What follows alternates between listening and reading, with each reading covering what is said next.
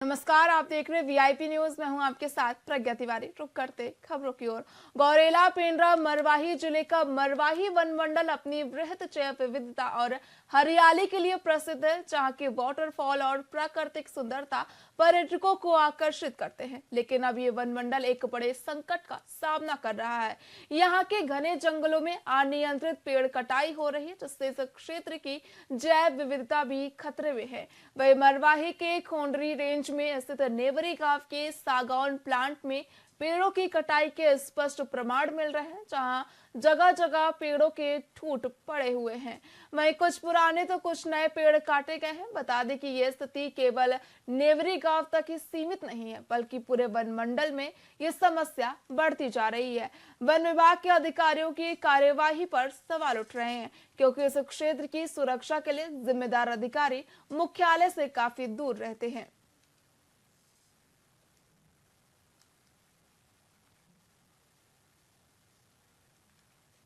अभी आपसे पता चला, जैसे मैंने अब चर्चा की अपने स्टाफ से, है ना, तो मैं स्वयं जाकर देखता हूँ और जो भी है वो तो हम, यदि मटेरियल जब्त नहीं हुआ है तो उसकी रिकवरी भी होगी, और यदि ज़्यादा लापरवाही बरती गई है तो आगे सिविल से आचरण संहिता पर कार्रवाई करेंगे उनको, है ना, मतलब कड़ी से कड़ी कार्रवाई करेंगे। तो ये मैं कल सुबह जाकर देख लेता हूँ, और यदि इनकी लापरवाही है तो निश्चित उन पर कार्रवाई होगी। उनकी लापरवाही तो है, जैसा आपने फोटो में दिखाया कि है, सागवान कटा हुआ है, और उससे दिखा कि कुछ लकड़ी है वहाँ। यदि लकड़ी नहीं मिला फिर तो गंभीर कार्रवाई होगी, है ना। और यदि मिल गया तब भी लापरवाही तो है कि आपकी उपस्थिति में यदि कट रहे बीट गार्ड के स्टाफ चौकीदार के रखते, तो वो कार्रवाई की जाएगी, कड़ी कार्रवाई की जाएगी। अभी स्वास्थ्य मंत्री श्याम बिहारी जायसवाल ने दवा खरीदने में गड़बड़ी को लेकर गंभीर आरोप लगाए हैं और इस मामले की जांच की घोषणा की है। वहीं मंत्री ने कहा कि पूर्व सरकार ने योजनाबद्ध तरीके से बड़ा घोटाला किया था, जिसमें 660 करोड़ रुपए की दवा बिना अनुमति और बिना डिमांड के खरीदी गई थी। इस प्रक्रिया में 15 दिनों के भीतर 2 बार खरीदारी की गई, जो पूरी तरह से अनुचित थी। वही विधानसभा में इस घोटाले की जांच की मांग की गई, ताकि जिम्मेदारों के खिलाफ कड़ी कार्रवाई की जा सके। साथ ही मंत्री ने कहा कि इस जांच से उन सभी लोगों को दंडित किया जाएगा जिन्होंने इस घोटाले को अंजाम दिया। पिछले सरकार में जिस प्रकार से घोटाला और भ्रष्टाचार का सिलसिला चला, उसमें प्रदेश में सुनियोजित ढंग से एक बड़ा घोटाला रीजेंट खरीदी का किया गया, जिसमें 660 करोड़ रुपए का रीजेंट बिना अनुमति के, बिना डिमांड के 15 दिवस में ही 2 बार करके खरीदा गया। और आज विधानसभा में इस पूरे घोटाले की जांच करने के लिए ईओडब्ल्यू से जांच कराने हेतु कहा गया है और इसकी घोषणा हुई है। मुझे लगता है कि इसके जांच होने से उन सभी के खिलाफ कार्रवाई की जा सकेगी जो इतने बड़े 660 करोड़ रुपए के रीजेंट का घोटाला किए हैं। अभी ध्यानाकर्षण के जवाब में मंत्री जी ने लगभग बातों को उन्होंने स्वीकार किया और सही पाया गया उनके द्वारा, और इसलिए मोक्षित कंपनी के द्वारा 15 दिन के अंदर में आनन फानन में आर्डर के और बिना आर्डर के जो सप्लाई किया गया, और जिस प्रकार से उसको जहां आवश्यकता नहीं थी वहां भी स्वास्थ्य केंद्रों में उनके द्वारा भेजा गया, और दवाई हमारे सब बेकार हो गए, कई को वापस बुलाना पड़ा। इन सारे प्रकरण को लेकर के उसके खिलाफ में जांच के लिए हमने बात कही, और मंत्री जी ने ईओडब्ल्यू के द्वारा उसकी जांच कराई जाएगी, ये सदन के अंदर घोषणा किया। मैं मंत्री जी को धन्यवाद देता हूं। खबर रायपुर से, जहां पर एक आरोपी ने बेरोजगार युवा को सरकारी नौकरी दिलाने का झांसा देकर उनसे लाखों रुपए ठग लिए। आरोपी ने अलग अलग विभागों में नौकरी दिलाने का वादा किया और फिर फर्जी नियुक्ति पत्र प्रदान किए। जब बेरोजगार युवाओं ने संबंधित विभागों में रिपोर्ट किया तो ये फर्जीवाड़ा सामने आया। जिसके बाद आरोपी के खिलाफ धोखाधड़ी का मामला दर्ज कर आरोपी कुसुम यादव और हरीश पटेल को गिरफ्तार कर लिया गया। हालांकि इस पूरे ठगी के मामले का मास्टरमाइंड अभी भी पुलिस की गिरफ्त से बाहर है।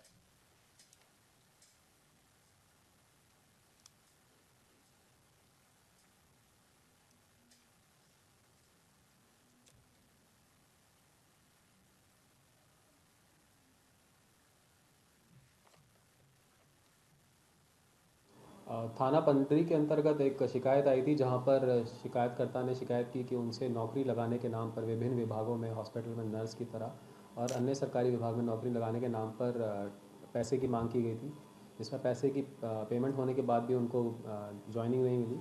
तो इस पर हम लोगों ने FIR दर्ज करके इस पर हम लोगों ने गिरफ्तारी की है। इसमें कुसुम यादव, जो कि मेकाहारा में स्टाफ नर्स हैं, और हरीश पटेल नाम के व्यक्ति को हमने गिरफ्तार किया है। इस मामले में अन्य आरोपी भी की पतासाजी की जा रही है।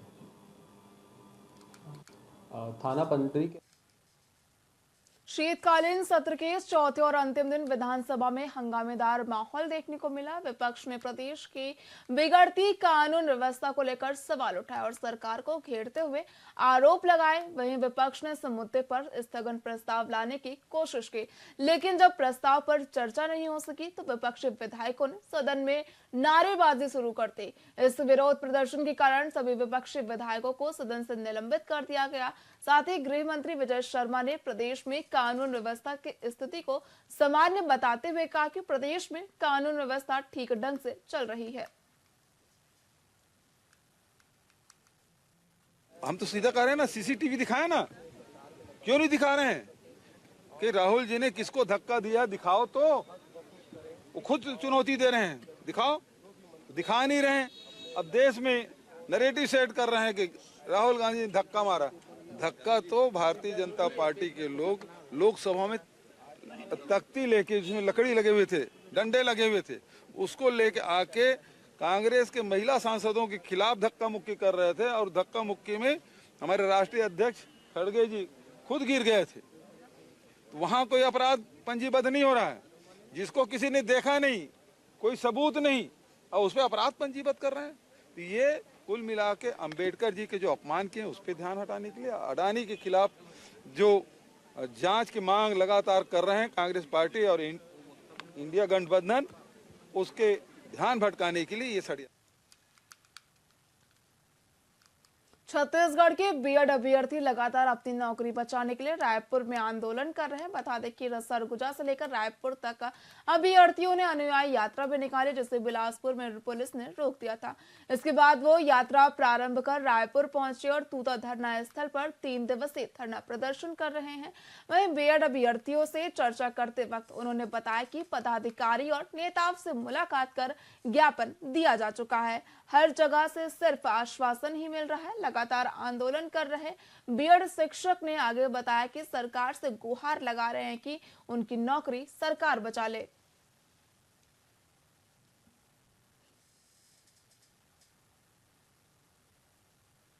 जी, सरकार से मैं बिल्कुल यही चाहती हूँ कि विश्वास है मुझे कि हम लोग का समायोजन किया जाएगा। बस सरकार से मेरा यही विनती है कि हम लोग इतनी परिस्थितियों के बावजूद हम यहाँ धरना प्रदर्शन कर रहे हैं, तो सरकार हमारी बात जरूर मानेगी। देखिए, अगर सरकारें भीड़ को देख करके अगर काम करती है, अगर एक व्यक्ति की नौकरी जाती है, चाहे 1 लाख की नौकरी जाए, संवेदनशील सरकार वो होती है। अगर एक व्यक्ति को भी कष्ट होता है तो वो उस पीड़ा को अपना मान करके ही उसके लिए फैसला ले लेती है। तो ये भीड़ इकट्ठा करने, चाहे 1 लाख या 3000 या 1000 या एक व्यक्ति की बात नहीं है। अगर कोई भी नागरिक भारत का अगर वो पीड़ा में है, तो कोई भी सरकार हो, उसकी पीड़ा को हल करने के लिए उसको उपाय करना चाहिए। मैं तो माननीय मुख्यमंत्री जी से सादर निवेदन करता हूँ, प्रार्थना करता हूँ कि जो इतने सारे सहायक शिक्षक, इनमें से आधे से ज़्यादा आबादी आदिवासी समुदाय की है, जहाँ पर बीएड करना बहुत कठिन काम होता है, क्योंकि छत्तीसगढ़ एक वनांचल क्षेत्र है जहाँ पर अभी भी शिक्षा व्यवस्था सुदृढ़ नहीं है। ऐसे बीएड के कॉलेज नहीं है। फिर भी एक आदिवासी समुदाय का बच्चा अगर अपने आप को मुख्य धारा में लाने के लिए पढ़ाई लिखाई करता है, पैसे इकट्ठे करके खर्च करके उधार मांग करके अगर बीएड करता है और व्यापम में मेरिट में आकर के वो चयनित होता है और कोई ऐसा फैसला, प्रतिकूल फैसला आ गया, तो विधायिका के पास अपनी असीम शक्तियां होती हैं कि उस नौकरी को बचाया जा सकता है। अगर सरकार इनको बाहर कर देगी तो मैं देख रहा था अभी छोटे छोटे बच्चे को लेकर के दीदियां आई हुई हैं, कोई बच्चा 13 माह का है, कोई 9 माह का है, ऐसे कष्ट को वो झेल रहे हैं। छत्तीसगढ़ के उप मुख्यमंत्री अरुण साव ने 1 साल के बीजेपी सरकार के कार्यकाल के बारे में बयान दिया, जिनमें उन्होंने बताया कि 1 साल में महिला और समूचे प्रदेश के विकास में तेजी आई है। साथ ही उन्होंने ये भी कहा कि महतारी वंदन योजना के तहत 70 लाख महिलाएं लाभान्वित हो रही है। अरुण साव ने इसे छत्तीसगढ़ राज्य के निर्माण का ऐतिहासिक साल बताया और सरकार की योजनाओं का जिक्र किया। उन्होंने कहा कि किसानों का बकाया बोनस एक मुश्त राशि में दिया गया है और कई अन्य योजनाओं के माध्यम से विकास के कार्य तेजी से किए जा रहे हैं। इसके अलावा उन्होंने प्रधानमंत्री ग्राम सड़क योजना के तहत ग्रामीणों को लाभ पहुंचने की बात की।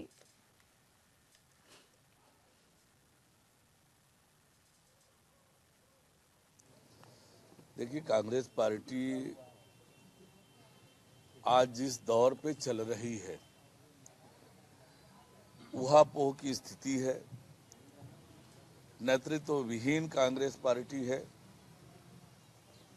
कांग्रेस के नेता अपनी पार्टी संभाल नहीं पा रहे हैं, अपने कार्यकर्ताओं को संभाल नहीं पा रहे हैं